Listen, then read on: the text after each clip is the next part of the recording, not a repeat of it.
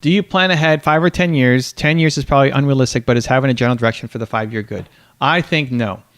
So for me, it's just having a mission, what I'm trying to accomplish for the rest of my life, which is spreading more belief, trying to solve the world's biggest problem.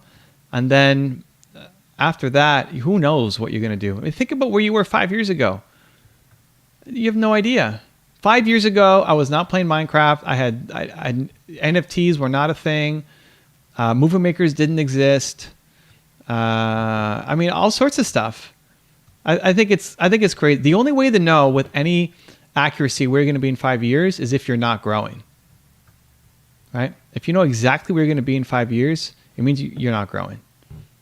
And maybe that could work in some kind of corporate structure, like, hey, I'm a manager and I want to work my way to be a senior vice president, and that usually takes 5 years or whatever, right? Maybe.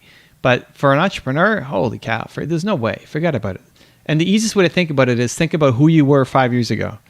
In 2016, go back and think about who you were.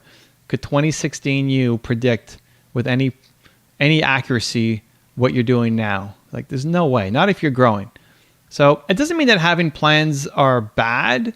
It just means that you're probably going to have to hop off and do something else, 8, 12, 4 months into it, because something better comes along that actually better serves your mission. So I am not a fan of 10-year goals, apart from if you want to do the exercise of where you could go, awesome.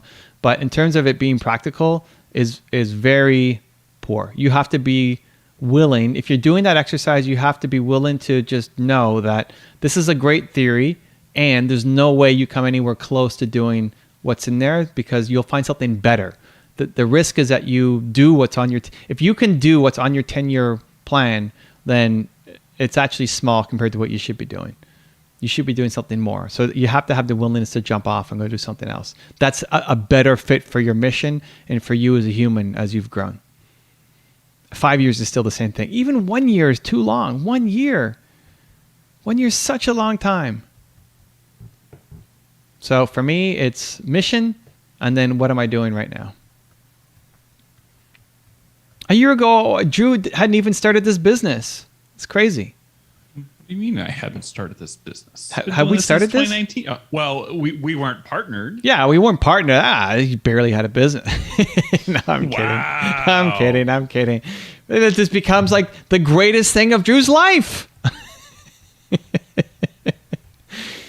But a year ago, I wasn't thinking about doing a business with Drew, right?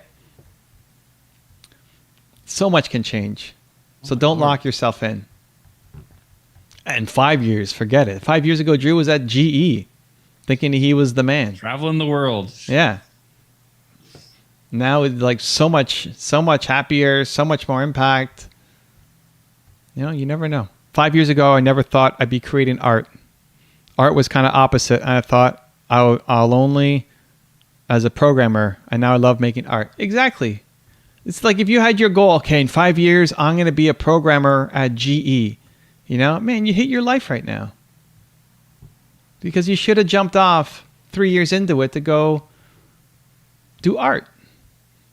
So that's why. Like, you can have a general sense, it's fine, it doesn't hurt, but the risk is sticking on that plan when you really, really need to jump off. Because something better will come along that's a better fit for you. Something doesn't even exist yet, or that you didn't know about, like art.